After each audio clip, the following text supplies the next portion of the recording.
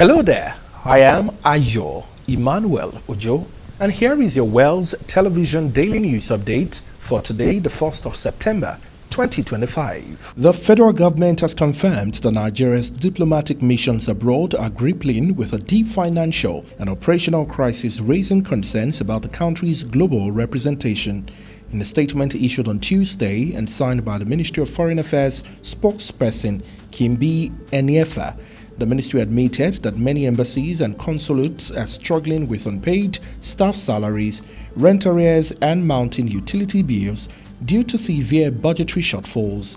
These constraints have forced some missions to scale down consular services, leaving Nigerians abroad with delays in passport renewals, visa processing, and emergency support. The ministry acknowledged public complaints, pledging to implement a series of reforms to strengthen accountability and improve funding.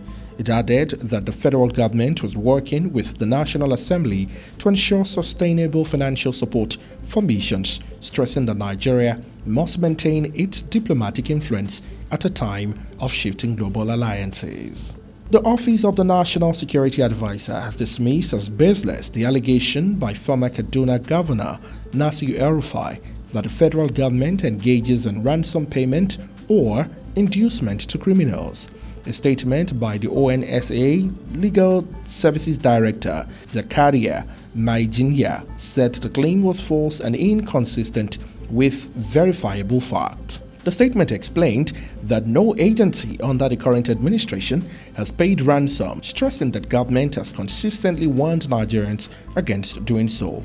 It added that the President Tinubu-led administration has adopted a dual approach of military operations and community engagement, which has led to improved security in parts of Kaduna State, including Igabi, Beningari, and Giwa. A Finnish court has sentenced pro-Biafra separatist agitator Simeon Ekpa to 6 years in prison after finding him guilty of terrorism-related offenses, including incitement to violence, participation in a terrorist organization, and aggravated tax fraud.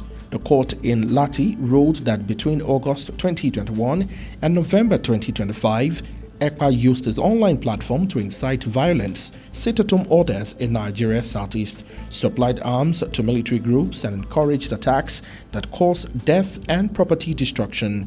Judges noted that despite living in Finland, Ekpa maintained influence over violent networks in Nigeria, aggravating insecurity in the region. Reacting to the verdict, Nigeria's Minister of Information and National Orientation, Mohammed Idris, hailed the judgment as a major victory for Nigeria in its fight against terrorism. He said the conviction validated the government's concern about Ekpa's activities and proved that international cooperation can hold extremists accountable beyond borders. Idris assured that the government will continue to collaborate with global partners to ensure the safety of Nigerians and preserve national unity. A diesel-laden tanker on Sunday overturned and caught fire at Iyanoisolo along the Apapa-Oshodi Expressway in Lagos, leaving 2 people injured and several vehicles burnt.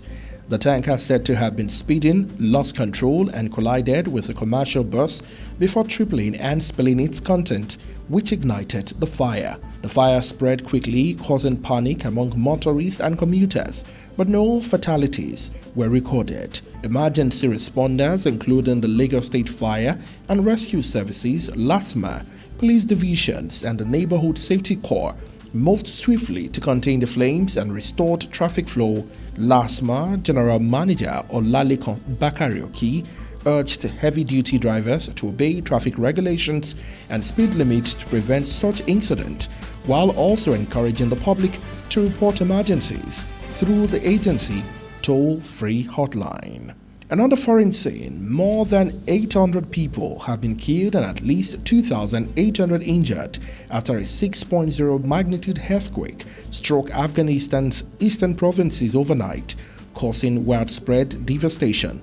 The turmoil hit Kuna and Nangarhar, flattening mid-brick homes and triggering landslide that buried families while many slept. Officials warned the toll could rise further as entire villages and remote districts remain inaccessible. Survivors described panic and chaos as buildings crumbled within seconds.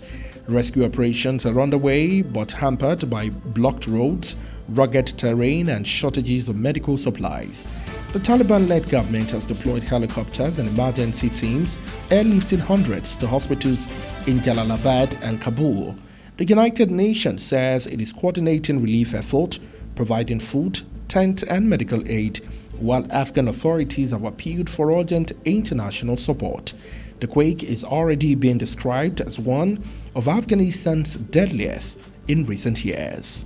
And finally, in sport, Bayern Munich and Canada left-back Alphonso Davies has returned to training with the ball nearly 5 months after suffering an anterior ligament tear during international duty. The club confirmed on Monday that the 24-year-old is now able to participate in ball drills, marking a key milestone in his recovery.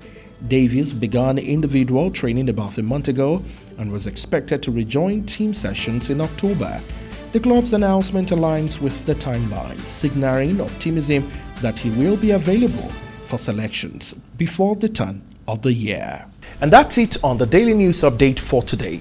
Kindly subscribe to our YouTube channel at Wells Television. Like our Facebook page at Wells Television. Thank you for listening. God bless you.